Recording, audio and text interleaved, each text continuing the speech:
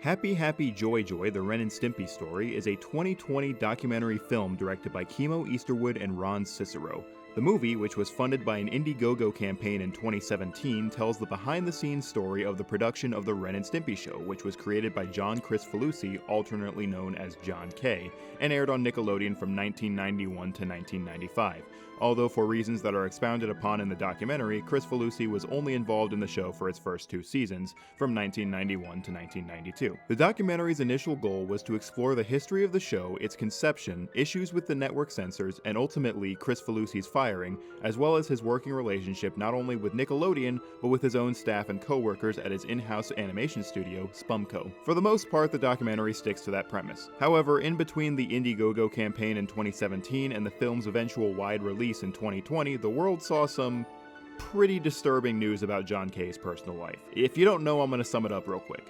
In March 2018, BuzzFeed published an article based on information from Robin Bird and Katie Rice, both having been Ren and Stimpy fans in their youth, alleging that Kricfalusi, to put it lightly, groomed and sexually abused them and others from early ages. Kricfalusi later confessed to these allegations and followed them up with a rather creepy and insincere apology on Facebook in which he blamed his poor impulse control, alcoholism, and undiagnosed mental illness, which, on top of being a deflection, also perpetuated an outdated and offensive stereotype that the mentally infirm are inherently a danger to society. By the time this news broke out, however, the documentary was nearly finished, and in fact, a cut had already been screened.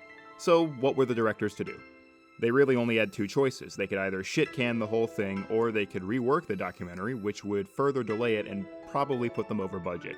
They opted for the second option. Throughout 2018 and 2019, they re-interviewed several of the film's subjects, added a new interview with Robin Bird, and, controversially, sought an interview with John K. himself.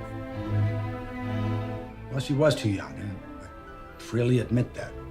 Now, I didn't know that John K. had been included in the documentary until after I'd already paid for it.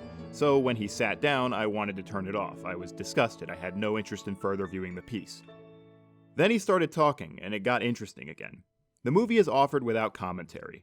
The interviews with the cast, the crew, John K.'s abuse victims, including Bird and his ex-girlfriend, Ren and Stimpy co-developer Lynn Naylor, and Kricfalusi himself are meant to speak for themselves. It's a strategy that sees mixed success because, to be perfectly honest, some of these people still hold John K. in high esteem. Some of that is probably colored by nostalgia.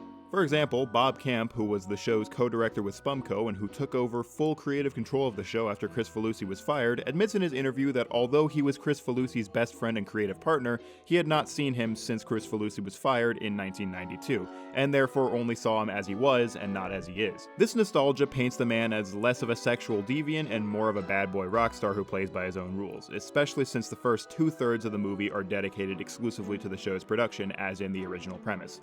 Still, a deeper look into these interviews foreshadows in a really disturbing way what comes next, and watching John K. speak is by itself really interesting in a morbid way. Kricfalusi's eyes are the windows into the soul of an insane person. You can tell by the way he talks, the way he tells stories, how animated and excitable he is that something's not right. It's like watching an interview with Jeffrey Dahmer or something. And as any interview with a psychopath would tell you, everyone is the hero of their own story, and everyone believes their actions are justified to some extent. So perhaps the fact that Kricfalusi is so unapologetic and even unashamed throughout the documentary about basically everything he's ever done shouldn't come as a surprise to you. If she watches this, give me a call, please.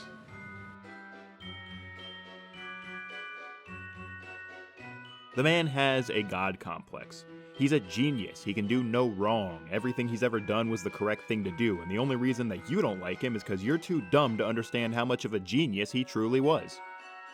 Well, what this documentary makes tragically clear is that, in some ways, he sort of was a genius. I need to make it clear right now that I cannot and will not excuse his behavior. Even if he wasn't a sexual deviant, even if he didn't sleep with underage girls, even if he wasn't a complete creep, he's still a whack job. He was an asshole, a perfectionist driven to madness by his own ambition. He was abusive to his staff and coworkers, his friends, his girlfriend at the time who helped him develop Ren and Stimpy because he was emotionally abused by his father, and this is ultimately what got him fired from Nickelodeon in the first place. And in a lot of ways, looking at him is uncomfortable because if you share even one of his traits, be that his ambition or his perfectionism or his temper, all things that apply to me, and I'm sure a lot of other creatives, you see a lot of yourself and you wonder if you might end up the same way he did. It's kind of scary to think about. And yet, at the same time, he and his crew at Spumco revolutionized modern animation. That sounds like I'm heaping a lot of undue praise, but they did. Ren and Stimpy is the reason Nickelodeon went so hard into animation. It paved the way for all of that stuff. There are a lot of cartoons that have aired since or are airing now that I don't think would exist without Ren and Stimpy being there in the first place. In the late 1980s and early 1990s, most cartoons weren't artist-driven. They were written by executives and made to sell toys. Ren and Stimpy was a departure from that, and it's arguably the reason we haven't gone back. Now, most children's cartoons are artist-driven, and that wouldn't be the case without Ren and Stimpy. Even people like Rebecca Sugar, who condemned Comedy Central's plans to reboot the show, owe their careers to his artistic legacy. That might be the most controversial claim you can make with regards to Chris Falusi's work, that anything owes its existence to Ren and Stimpy. But so far, I'm not seeing anything to rebut that. It's more than just the gross animation, although yes, that would be appropriated in shows like SpongeBob and Flapjack. Even simple stuff like putting the director's name on the cartoon, which is commonplace now, was popularized by Ren and Stimpy. And that's because nowadays the animators rule the show. Kids grow up knowing the names of who's making these cartoons, and as a result, those people put more of themselves into the animation. Cartoons aren't made to sell toys to kids anymore, they're made to tell stories, and those are things that Ren and Stimpy repopularized. And yet the creator is an unabashed asshole, a sexual predator, and a pedophile. So why does the documentary spend so much time hyping up his accomplishments? Well, unfortunately, he has an unspoken legacy. It's pretty clear late into the film that the directors, who were avid Ren and Stimpy fans themselves, are disillusioned with John Kay, with the interviewer actually getting somewhat hostile in his questioning late into the movie. We're her best interests at heart, and I never wanted to lose friendship with her. I think the 2 words, I'm sorry, would that be part of the Well, didn't I apology? say that? I would definitely tell Robin I'm sorry. Really, really sorry. But at the same time, they're still fans of his show, and by dedicating equal parts of the documentary to John Chris Falusi the artist and John Chris Falusi the person, the film implicitly posits a thought-provoking question that many others have asked since the Me Too movement began in 2017. Though the film is offered without commentary, it contextually asks us, by juxtaposing stories of Chris Falusi's failings as a human with his and his colleagues' accomplishments as artists, whether or not we can or even should separate the art from the artist, and the film very intentionally does not give us a straight answer. The film obviously started as a labor of love by fans of the show, and there's reason to believe that Easterwood and Cicero still hold the show in high regard. Interviewees are divided. Director Bob Camp seems to want to move on, although he does emphasize that the show was a team effort, and not solely Chris Falusi's brainchild, citing the critical failure of Ren and Stimpy's Spike TV revival, which did not involve many of the original crew members besides Chris Falusi himself, and was cancelled after only a few episodes due to poor ratings. You're the pitcher and the catcher. You're the pitcher and the catcher. See?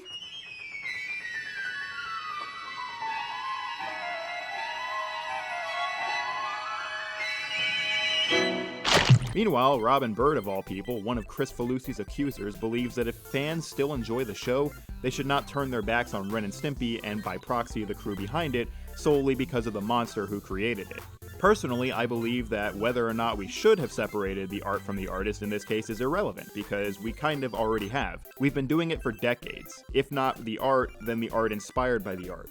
Ren and Stimpy left a mark on the animation industry that basically changed it completely, in my opinion, for the better. The show's success basically killed the toy-driven cartoon, and for 20 years after its premiere, the artist-driven cartoon dominated the airwaves. It wouldn't be until the premiere of My Little Pony: Friendship is Magic in 2010 that studios would begin to put their faith into merchandise cartoons again. And even that show's success with adult audiences rests firmly on the strong direction that the show was given by its developer, Lauren Faust. Hell, even I owe at least a little bit of what I do now to the guy. Besides Ren and Stimpy, John Chris Falusi also created the goddamn George Liquor program, which was not only the first cartoon created with Macromedia Flash, now known as Adobe Animate, it was the world's first animated web cartoon, period, which paved the way for... Hello, Solid Snake. Oh my god, hotness, I want to bang you. Boys, you saved Christmas. Also on Jesus. Hey, you know what's getting old, Matt? Your face is getting old. Not every mission has to be reward for slaughter. Well, at least give me one of the two! That I would telephone the constable. That's right. Now give me one good reason why I shouldn't call the cops right now. A true saying always sprinkles when he tinkles. He's right, you know. No, I meant how about you give me a blowjob? Don't worry, sir. The plane is definitely crashing. See? Wait, what? Everything. Further, in the recent past, we as a society seem to have been willing to give passes to animated shows with disgraced creators, such as Clarence or The Loud House, on the premise that the shows were so much more than just their creators. Both shows went on to be hits after their creators were outed as sexual predators, because the teams that made them were so passionate about their work that they just said, screw it, we'll do it without them. Just as many of the artists at Spumco did after Chris Falusi was fired in 1992. Cartoons are a collaborative effort, and although John Kay was a big fan of slapping his name in bold letters on the title card, Ren and Stimpy was not just him, and the documentary makes that clear. It was all the people at Spumco who, despite working for such a bastard, put their hearts and souls into the show because they just wanted to make a good show. And this show inspired other artist-driven original shows for years to come. For that reason, however, I cannot in good conscience support the revival they're trying to do. I know, Chris Falusi isn't involved. He's not getting any money from it. The crew that's working on it is probably really talented. But even though I personally believe that Ren and Stimpy was more than just John Chris Falusi, I think that IP should be left in the 90s. Ren and Stimpy inspired a wave of original creator-driven cartoons free of executive creative input, and we should keep moving in that direction. Original creator-driven content. No toy-driven shows, no rehashes, no reboots. And with the baggage that comes with rebooting a show created by such a now reviled figure, there's just nothing to be gained from bringing the franchise back now, potentially putting his name back into the spotlight and giving him the platform to abuse more young girls. If you agree with me, there's a link to the petition in the description below urging Viacom not to go forward with their plans. Thank you for watching and have a good night.